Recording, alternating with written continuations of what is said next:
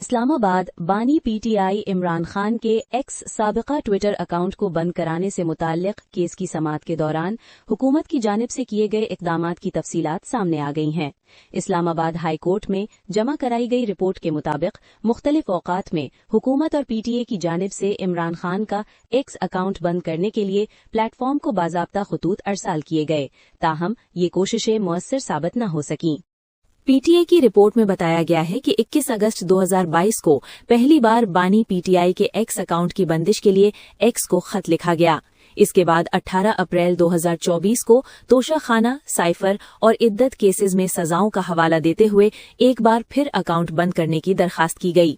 Report के मुताबिक 27 नवंबर 2025 को बानी पीटीआई की 47 ट्वीट्स ब्लॉक करने के लिए पीटीए ने एक्स को तहरीरी दरख्वास्त दी। ताहम 3.5 साल के दौरान 3 मरतबा राब्ते के बावजूद एक्स ने मजमूई तौर पर इन दरख्वास्तों को मुस्तरद कर दिया। रिपोर्ट में ये भी बताया गया है कि 47 ट्वीट्स ब्लॉक करने की दरख्वास्त पर एक्स ने सिर्फ एक ट्वीट महदूद की। कि सोशल मीडिया प्लेटफॉर्म्स बैरून मुल्क से मौसूल होने वाली शिकायत का भी अपने अंदरूनी ज़वाबित के मुताबिक जायजा लेते हैं। पीटीए की ये तफसीली रिपोर्ट बानी पीटीआई इमरान खान के एक्स अकाउंट से मुतालिक दरख्वास्त के तनाजुर में इस्लामाबाद हाई कोर्ट में जमा करा दी गई है।